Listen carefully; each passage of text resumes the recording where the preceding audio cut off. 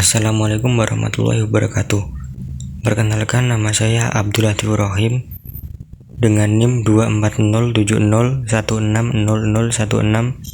dari kelas Psikologi 1A. Saya akan membawakan materi tentang sejarah perkembangan bayi, anak, remaja, sejarah isu aging, pengaruh Darwin, dan pengaruh Wundt. Sejarah perkembangan anak. Psikologi perkembangan atau developmental psychology pada mulanya dikenal dengan psikologi anak karena perhatiannya yang tertuju pada perkembangan anak-anak. Sejarah psikologi perkembangan bisa dikatakan berawal ketika para ahli mulai berpikir tentang hakikat anak. Perlu diketahui bahwa sebelum itu anak dianggap sebagai orang dewasa yang berukuran kecil, sehingga cara memperlakukan anak sama dengan cara memperlakukan orang dewasa. Dan ternyata perlakuan seperti itu tidak benar. Adanya kesadaran bahwa anak bukan merupakan miniatur orang dewasa pada akhirnya mendorong para ahli untuk menyelidiki kehidupan jiwa anak. Berikut beberapa pendapat para ahli. Yang pertama, ada pendapat dari Johann Amos Comenius 1592 sampai 1671. Anak tidak boleh dianggap sebagai orang dewasa yang bertubuh kecil. Dalam bukunya yang berjudul Didaktika Magna, ia menganjurkan agar pembelajaran dapat menarik perhatian anak. Oleh sebab itu, kegiatan tersebut harus disesuaikan agar anak dapat mengamati, menyelidiki, dan mengalaminya sendiri. Yang kedua, ada pendapat dari Jean-Jacques Rousseau pada tahun 1712 sampai 1778. Seorang pemikir dari Prancis dalam bukunya yang berjudul Emile ou l'Education menyatakan bahwa segala-galanya baik ketika datang dari tangan Sang Pencipta, segala-galanya memburuk dalam tangan manusia. Maksudnya adalah bahwa pada dasarnya kodrat anak itu baik, namun apa yang pada dasarnya baik tersebut dapat menjadi rusak karena perbuatan manusia.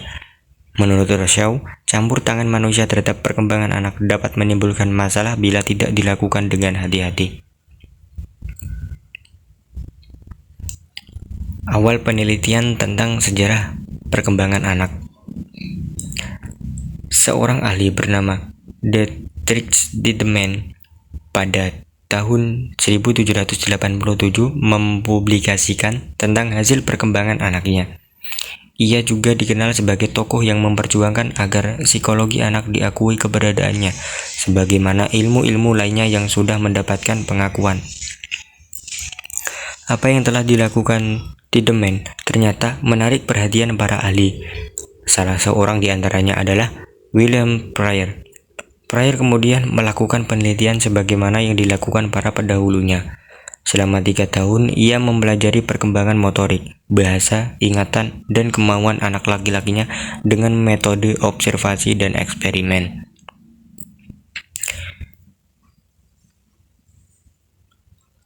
Psikologi perkembangan anak mulai dikenal.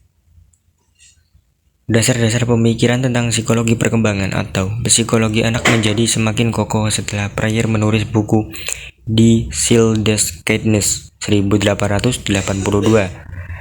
Buku ini menjadi bahan yang berharga bagi sejarah perkembangan psikologi anak, sehingga pada akhir abad ke-19 sampai awal abad ke-20, psikologi anak mengalami perkembangan yang pesat. Berkat jasanya inilah Pryor oleh masyarakat ilmuwan dinyatakan sebagai bapak psikologi anak.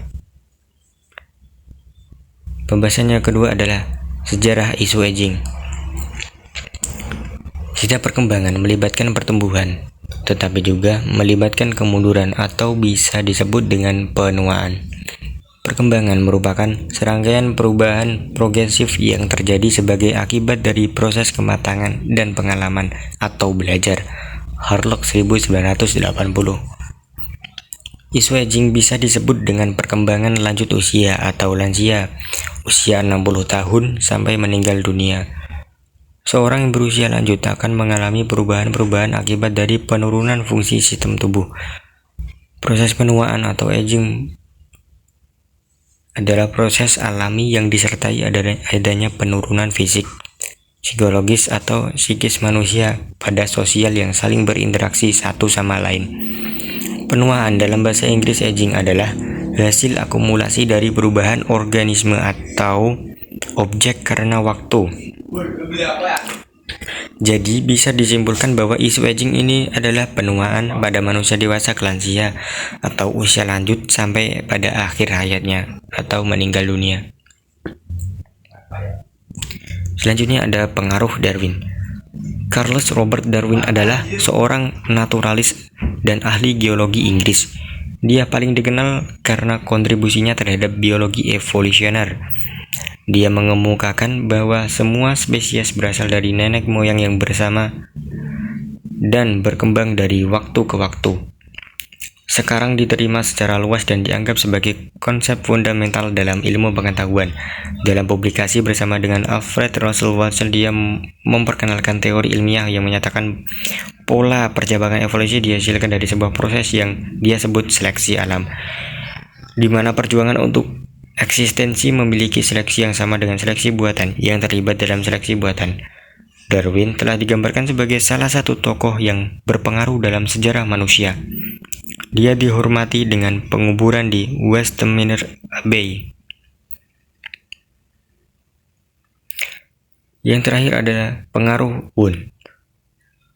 Wundt atau Wilhelm Maximilian Wundt adalah seorang dokter, psikolog, fisiolog, dan profesor yang sekarang dikenal sebagai penemu psikologi modern. Dia dikenal sebagai bapak psikologi eksperimental pada tahun 1879. Dia mendirikan laboratorium formal pertama untuk riset psikologis di Universitas Leipzig dan membuat jurnal riset psikologis pertama pada tahun 1881. Wundt membuat karya tulis yang menjadi salah satu yang paling penting dalam sejarah psikologi. Principles of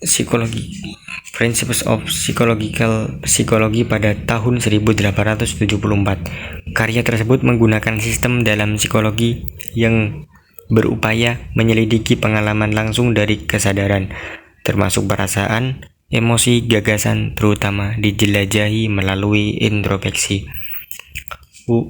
Wundt berusaha memahami pikiran manusia dengan mengidentifikasi elemen pembentuk kesadaran manusia, seperti halnya zat kimia yang bisa dibagi menjadi berbagai elemen.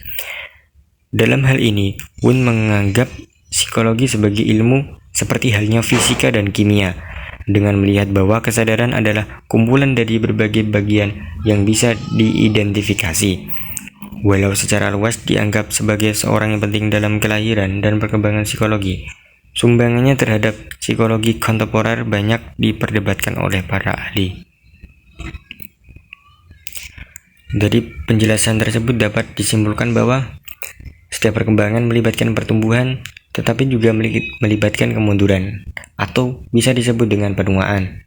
Perkembangan merupakan serangkaian perubahan progresif yang terjadi sebagai akibat dari proses kematangan dan pengalaman atau belajar.